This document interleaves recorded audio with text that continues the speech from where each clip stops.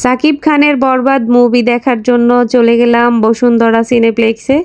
অনলাইনে টিকিট কেটেছিলাম অনেক দিন, মানে প্রায় ৩-৪ দিন ট্রাই করেছি টিকিট কাটার জন্য, কিন্তু একদম ফাঁকাই পাচ্ছিলাম না। ফাইনালি একদিন ফাঁকা পেলাম, আর সেই টাইমটা মিস করিনি, সাথে সাথে অনলাইনে টিকিট কেটে নিলাম। আর শো টাইম ছিল সন্ধ্যায়, আর আমি রওনা দিয়েছি বাসা থেকে বিকেলবেলা, যেন ওখানে একটু আগেই পৌঁছাতে পারি।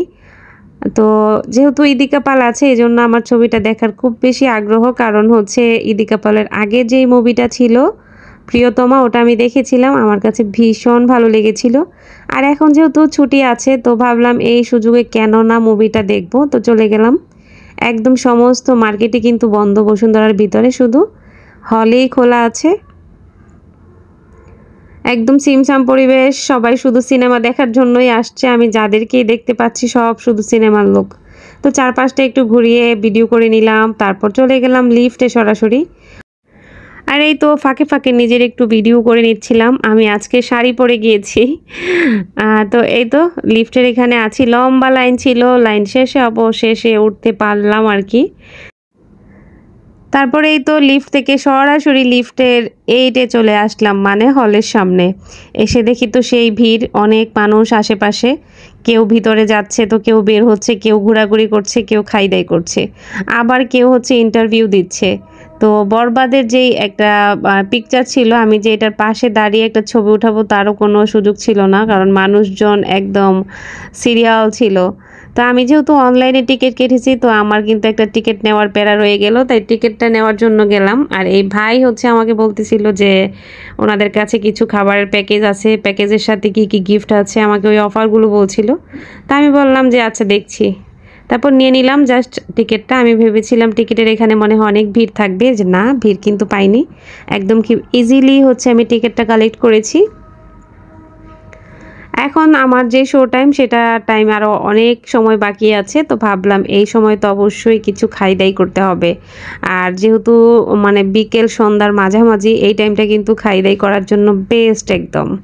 তারপরে তো নিজে নিজে একটু ফাঁকে ফাঁকে ভিডিও করছি। আর পিঙ্ক কালার একটা শাড়ি পরেছি, শাড়ি পরতে ভীষণ ভালো লাগে। এই শাড়িটা পরার আগে আমি মনে হয় 10টা শাড়ি নামিয়েছি, কোনোটাই গায়ে ভালোভাবে পরতে পারতেছিলাম না। তারপর কি করব, ভাবলাম যে না, এইটাই পরে নিয়ে, একদম সিম্পলি আছে, এটা পরতে কোনো ঝামেলা নাই, পরে নিলাম। আর এই তো খাই দাই করার জন্য চলে গেলাম হচ্ছে ফুড কোর্টে। এখানে অনেক ধরনের খাবার মেনু ছিল, তার মধ্যে থেকে আমি কি খাবো তাই ভাবছিলাম, সিলেক্ট করছিলাম। অবশেষে ফাইনালি তাদের অনেক অনেক দাম খাবার দাবারের, তারপর একটা সিলেক্ট করলাম। থাই স্যুপ অর্ডার করেছি, আর হচ্ছে চিকেন ফ্রাই। খাবার আসতে আসতে নিজেকে তো একটু ভিডিও করতে হবে আবারও, কারণ আমার ফুল ভিডিও এখনও পর্যন্ত করা হয়নি। আমি নিজে নিজেই এতক্ষণ পর্যন্ত ভিডিও করেছি, আর এখন হচ্ছে ক্যামেরাম্যান দিয়ে ভিডিও করাচ্ছি। তারপর চারপাশটা একটু ঘুরে দেখছিলাম, অনেক মানুষের ভিড় ছিল। আমি একদম লাস্টের দিকে বসেছি, যেন একটু গ্যাদারিংটা কম থাকে। এই পাশটাতে লোকজনের চাপ একটু কম ছিল, এই জন্য রিল্যাক্সে বসে আসলে খাওয়া যাবে। তো কার কার এখন পর্যন্ত বরবাদ সিনেমা দেখা হয়নি, আর কার কার হয়েছে অবশ্যই কমেন্ট করবেন, যদি এই পর্যন্ত কেউ ভিডিওটা দেখে থাকেন, মানে আমার এই পার্ট পর্যন্ত। তো এই করতে করতে চলে আসলো আমাদের খাবার, কিন্তু এই স্যুপটা খাবো আর একটা রিভিউ দিব যে স্যুপটা কেমন ছিল, থাই স্যুপটা। নর্মালি আমি কোথাও গেলে, কোনো রেস্টুরেন্টে গেলে, আর যদি স্যুপ খাওয়ার অপশন থাকে, আমি থাই স্যুপটাই চুজ করি। তো এখানেও সেম, আমি থাই স্যুপটা নিয়েছি। আর আমি একটু ক্ষুধাও ছিল, ভাবলাম একটু বেশি করে খাবার দাবার খাবো। স্যুপের কালারটা দেখলাম, মনে হলো যে না, নর্মালি যেরকম থাকে ওরকমই, কিন্তু এই স্যুপটাতে মানে পর্যাপ্ত পরিমাণে চিকেন দিয়েছে, মাশরুম দিয়েছে, সবই ঠিক আছে। আমি নেড়ে চেড়ে দেখছিলাম, কোয়ান্টিটি খারাপ না, ভালো। আমি যখন স্যুপটা মুখে দিলাম, স্যুপটা খেতে এত পরিমাণে খারাপ ছিল, মানে বোঝাতে পারবো না, একদমই বাজে ছিল। আমার লাইফে খাওয়া একদম সবচেয়ে বাজে থাই স্যুপ ছিল এটা। তারপর কি করলাম, জাস্ট এক চুমুক খাওয়ার পর যখন বুঝতে পারলাম এটা একদমই মোটেও টেস্ট না, তখন আমি ওনাদেরকে ডেকে আমি আবার এটা রিটার্ন করলাম, যে না, আমি এরকমটা খেতে পারবো না, কিছু মানে করে দেওয়ার জন্য এটাকে অন্যভাবে কিছু অ্যাড করে, কোনো মশলা টশলা বা কোনো কিছু। তো ওনারা আবার এটা রিটার্ন নিয়ে নিল। আর এই চিকেনটা আমি জাস্ট এখন বসে বসে খাই, এই ফাঁকে থাই স্যুপটা আসুক, সেই জন্য অপেক্ষা করছি। আর বক বক তো করতেই ছিলাম। তো এই তো চিকেনটা নর্মালি যেমন হয় ফ্রাই তেমনই হয়েছিল, খারাপ না ভালোই ছিল। আর স্যুপটা তো ঠিক করতে নিয়ে গেল, ঠিক করে পরে দিল, তারপর খেলাম।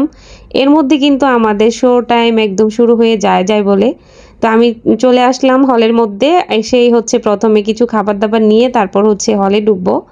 আর এখানেও লম্বা সিরিয়াল, কারণ সবাই খাবারের জন্য লাইনে দাঁড়িয়ে আছে। আমিও এখন লাইনে দাঁড়িয়ে গেলাম। আর এখানে তো অনেক ধরনের খাবার পাওয়া যায়, কিন্তু সব খাবার অনেক বেশি এক্সপেন্সিভ আমার কাছে মনে হয়েছে। আগে যখন খেয়েছি আমার মনে হয় তার তুলনায় আরও বেশি। আর এই তো পুরোটা একটু ঘুরে ঘুরে দেখানোর চেষ্টা, কেউ কেউ ইন্টারভিউ দিচ্ছিল বিভিন্ন টিভি চ্যানেলে। এটা বাহিরে যেমন, জাস্ট ভিতরেও দেখলাম যে অনেকে ইন্টারভিউ দিচ্ছিল অনেক চ্যানেল থেকে। এটা ছিল চ্যানেল আই থেকে। আর এই তো লাইনে দাঁড়িয়ে অবশেষে আমি আমার অর্ডারটা দিলাম এবং যা যা খাবো আমি তা নিয়ে নিলাম। এখান থেকে জাস্ট পপকর্ন নিলাম আর নিলাম হচ্ছে, আর সাথে নিলাম হচ্ছে চিকেন পপ নামে একটা আইটেম নিয়ে নিলাম সাথে। আর হলে তো মুভি দেখার সময় একটু টুকটুক করে খেতেও ভালো লাগে, যেহেতু লম্বা একটা সময়ের ব্যাপার। তো খাবার দাবার নিয়ে ফাইনালি আমি চলে যাব একদম সরাসরি হলে। আর হলে যাওয়ার পরে আমি ভিডিও করিনি, ক্যামেরাটাই অন করিনি, কারণ এর আগে আমার মনে আছে প্রিয়তমা দেখার সময় ক্যামেরা অন করেছিলাম একটু। তারপর ওনারা হচ্ছে যারা গার্ড থাকে তারা নিষেধ করেছে, কারণ মনে করে যে ছবি আমরা ভিডিও করে বাহিরে নিয়ে দেয়াগুলো আবার ফেসবুকে দিয়ে দিব, এই জন্য এটা নিষেধ। যাই হোক, আমিও আর ক্যামেরা ওপেন করিনি, যা যা ভিডিও করেছি এখানেই করেছি। আর এখান থেকে সরাসরি চলে যাব হলে, একদম পুরো মুভি দেখে একদম বের হব। আর পরের কোনো পার্টও ভিডিও করা হয়নি এই পর্যন্ত। কার কেমন লেগেছে ভিডিওটা অবশ্যই কমেন্ট করে জানাবেন। আর কার কার মুভিটা দেখা হয়েছে সেটাও কমেন্ট করবেন, কার কার দেখা হয়নি সেটাও কমেন্ট করবেন। নেক্সট দেখব দাগি।